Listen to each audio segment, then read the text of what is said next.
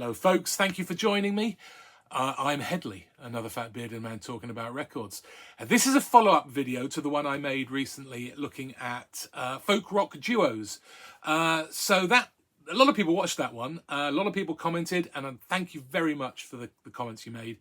There was a lot of suggestions, a lot of people suggesting artists I perhaps might not have heard about. I didn't perhaps make clear the parameters of that video. I mean, obviously, I like a lot of stuff over the years, but that was focusing on a kind of a period between the late 60s and the early 70s, sort of 4 or 5 years.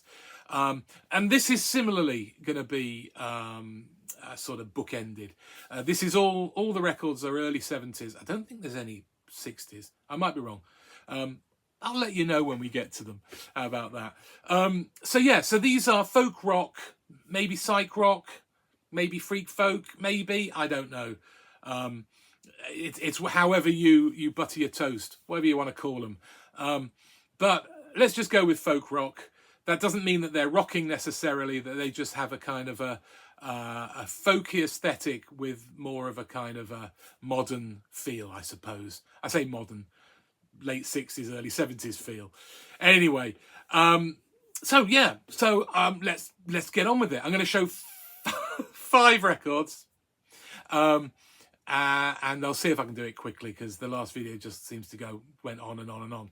So yeah, first one, Red Hash by Gary Higgins. This was released in 1973. This is a lovely record. It's quite dark. It's quite brooding. It's I suppose if you imagine someone like Skip Spence or Vashti Bunyan, it's in that same sort of vein. It is classed sometimes as psych folk, but you know it's guitar augmented by bass, organ, piano, flute, and mandolin in places. Gary Higgins was he was from Connecticut, and he played in a couple of psych rock bands in the late 60s, including one that had a member of who went on to join form the Silver Apples. So anyway, he that's where he cut his teeth, and there is a sort of a psychedelic kind of tinge to some of it. Not much. It's more a bit sort of cerebral, bit kind of heady, a bit sort of mystical almost. My arm's getting tired. I should have done this the other way around. I'm better with my right hand. Yeah. So anyway, he got busted in 1972 for drugs. And as a result, he decided this might be the last opportunity he'd have to record a record. So he went into the studio and recorded this record. The name Red Hash was the name he was given as a bit of a jokey nickname because, of course, his red hair. You can see him there. Lovely beardy guy. And obviously the hash reference. So the name for the album was not chosen by him.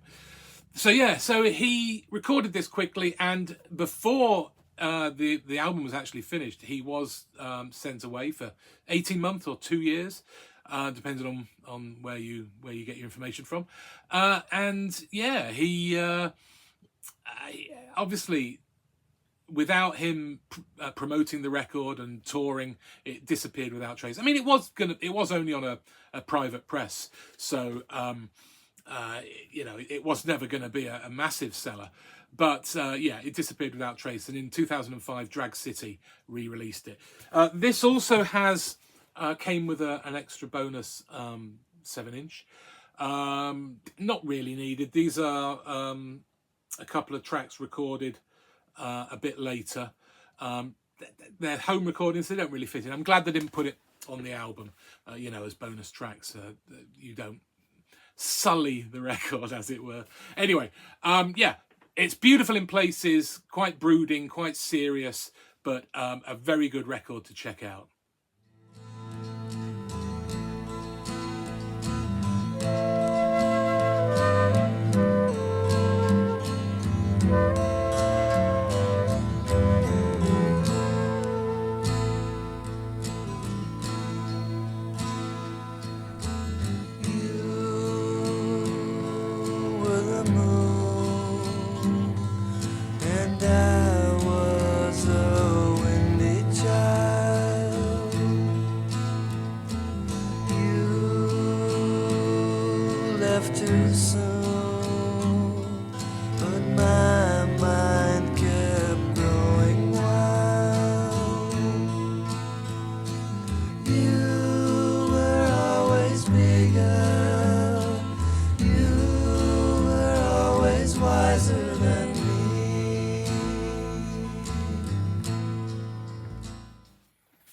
Okay, Gary Higgins from the album Red Hash. Lovely stuff. Check it out. Good record. Now, one of the good things that happened with the sort of release of that was subsequently there was a renewed interest in Gary and his music, and it meant he went back into the studio and he released another album. And this is another artist that a similar thing happened to. This is Alan Munson. This is Good Morning World. This is from 1975.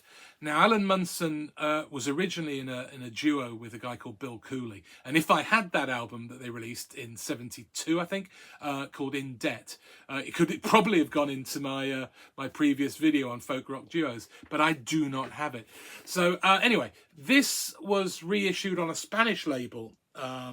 Isn't it amazing the way you get these Spanish, Italian and other countries, you'll see later, reissuing these records that no one in America seems to want to do. God bless us, eh? God bless Europe. Anyway, so yeah, so this was originally only released on tape. So this is actually its first release on vinyl. 2008, I think. Yes, did I say that? I have now. Yeah, so this is a very nice, folky, slightly psychedelic. It's basically just him in the studio, just playing guitar, layering harmony vocals. But it has a real kind of pop sensibility. It's almost like he's writing he's looking for hit records, I think, really. So he is trying to be quite commercial, although his commercial is still quite folky and slightly trippy. I mean, there's a song on here called The Turtle, in brackets, Moving On. I don't know what it means. They talk about the lyrics being quite accessible and thought out. I still haven't worked out what the turtle is and why it's moving on. But I don't know, maybe you will.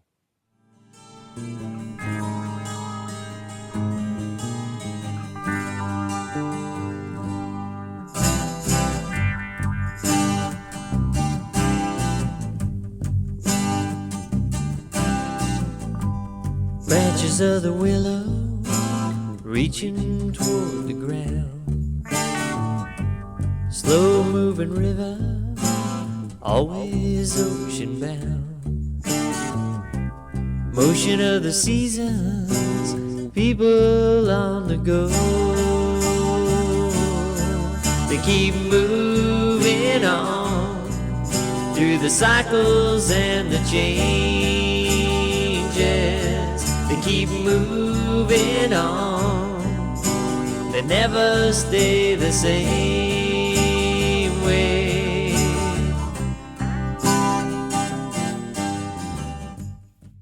Alan Munson.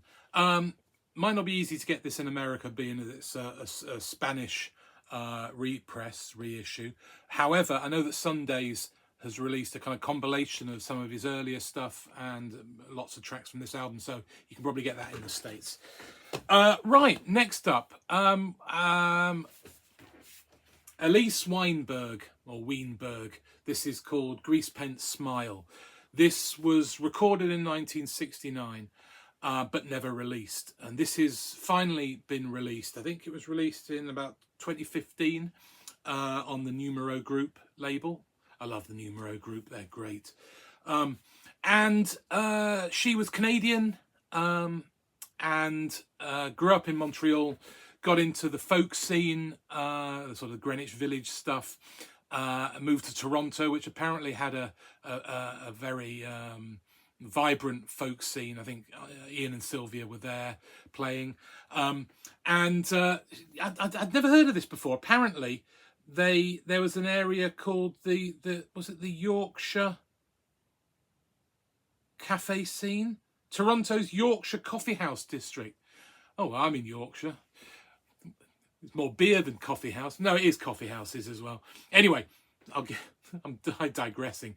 So yeah, she was good friends with Neil Young and a lot of various folkies. I think at one point she roomed with Mama Cass.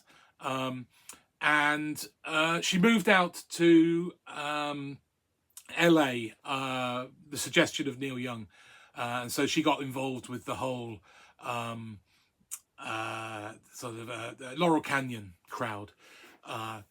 And she released a first album in 1969, which is a far more kind of psych folk kind of thing. A bit twee, a bit ethereal, a bit baroque pop. So that much more 60s based stuff. Now this is a very different kettle of fish. She recorded this in 69, as I said, but it went unreleased. She was on it was the label, hang on, let me get this right, Tetragrammaton label, which I think they released Deep Purple's third album, but they went bust, which meant this disappeared. Now, on here, you've got J.D. Souther playing on it. You've got Nils Lofgren, and Neil Young turns up to play guitar on the track Houses. So this went unreleased, unfortunately. She signed to Elektra alongside Judy Sill and various others. She was one of the early signings, but she fell out with the people there, and the album she recorded for them again went unreleased. I mean, how unlucky is that to have 2 full albums recorded and just not released? So this finally saw the light of day, but we haven't seen that album from the Asylum album. I'd love to hear that. Maybe one day it will get released. I don't know. Maybe the tapes have been lost. Anyway, it's a lovely record. It sits in quite well with that sort of Laurel Canyon crowd. If you like Neil Young, I mean, obviously he's on here. Check it out. It's a cracking record. She's a great... there is a cover version. She does a cover version of Gospel Ship, which is the old Carter family. But apart from that, they're all written by her. Really good songwriter. Really good record. Check it out.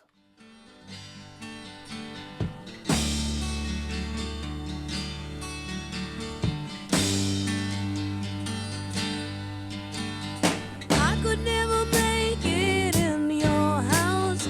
You could never make it in mine. Even if we were both well met and high-born in another time. Just like a circle around the sun. Just like a circle around the sun. Where my song is just begun. Just like a circle around the sun.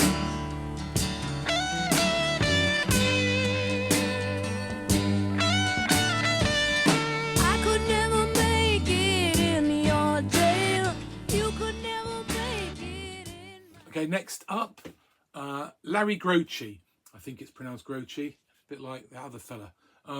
The Wheat Lies Low. This is from 1971. I just got to show you the lovely label. It's a lovely, lovely label. I like that.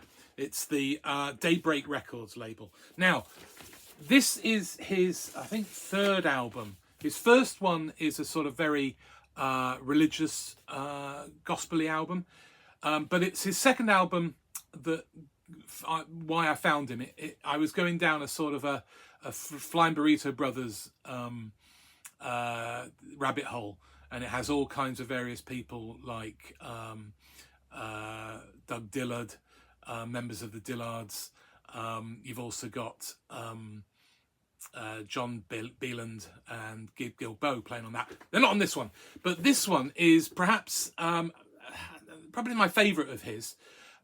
He was from Texas, Dallas, Texas, and this is probably the more traditionally folky of the albums I'm showing, and it's none the worse for that. You know, it's perhaps a bit more twee than the others, but he's a great songwriter. Really nice. He would go on to have a big hit with, a big hit, Junk Food, something, what's it called? Junk Food Junkie in the 70s. I don't know if it's a big hit. I've never heard it. I have got a later album by him, which is full on country, really.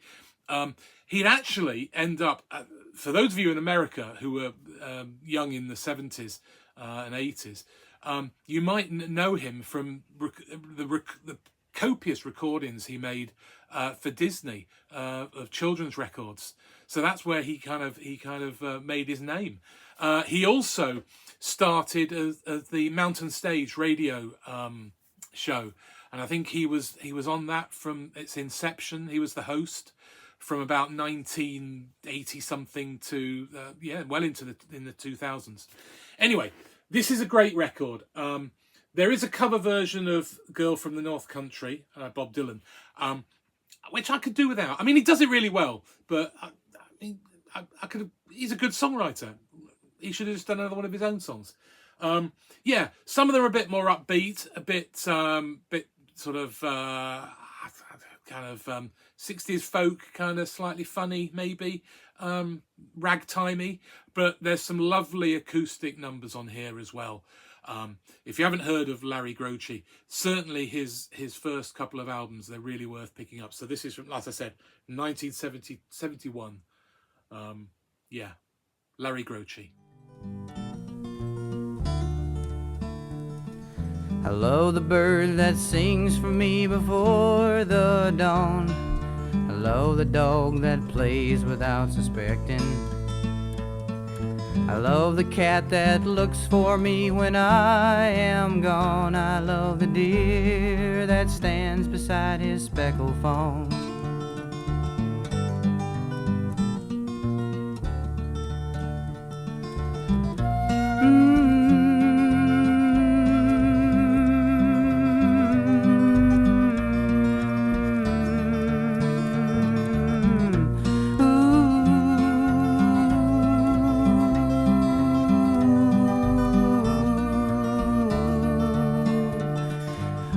The eyes that look at me and not my clothes. I love the hands that reach out without grabbing. Larry Groce, The Wheat Lies Low from 1971. A beautiful, lovely record. Beautiful, lovely record. Okay, last up. Now, I talked about European represses of these American records. And we've got one from a repress from Russia. This is Tommy Flanders, and it's called Moonstone. The Moonstone, sorry. This was released in 1969 originally. Have I shown the? I don't think I've shown the back of any other record. There you go. So Tommy, Tommy Flanders, you're blessed. There you go. I love this. Overexposed on here, can't really see what it looks like. Too dark and underexposed on that side, you can't really see what it looks like. Anyway, he's a mystery man. Well, he's not a mystery man because he was the lead singer in the Blues Project throughout the late 60s. But he then went and recorded this in 1969. Now, this is a far cry from the music he recorded with the Blues Project as their vocalist. This is quite, I'd say, think a bit Nick Drake. It's that kind of stuff. It's that sort of slightly esoteric folk with a bit of a kind of a pastoral, bucolic kind of feel. Very trippy in places. It's got a couple of tracks. I think actually the track The Moonstone does veer off into a bit of psychedelia and a bit of guitar sort of widdly wooing. But yeah, beautiful record. I'd say that this is front loaded. The first half, the A side is I much prefer it to the second side. But the tracks like Blue Water Blue, a detective story, and The Moonstone are cracking. It's really great, and it's great that I'm assuming. I mean, it's Russian, so you start to think, is this a legitimate copy? But it's, I'm assuming it is. I think I bought it on Discogs. So Discogs, there you are. If you want to, anyone out there read Russian, there's his biography in Russian. So I can't really tell you anything more. He left the music industry. No, he left the performing industry and he moved into management later in his career, and he was focused on the sort of business side of things. But yeah, Tommy Flanders. If you haven't heard this record, I think this is a little gem that really needs to be heard. If you like Nick Drake, if you like, there's some guitar sounds actually that sound quite like Richard Thompson. Certainly stuff he was doing with Fairport early on. Yeah. So anyway, that's... I'm going to leave you with a track by Tommy Flanders. But thank you very much for watching. I have, on purpose, tried to pick ones that don't sound too country, because my next one I'm going to do is going to be a focus on kind of folk country singer-songwriters. So until I come back with that, bye-bye for now. Blue water blue.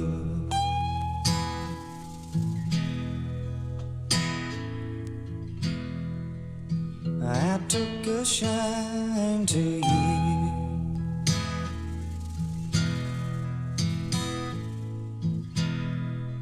and you took a shine to mine.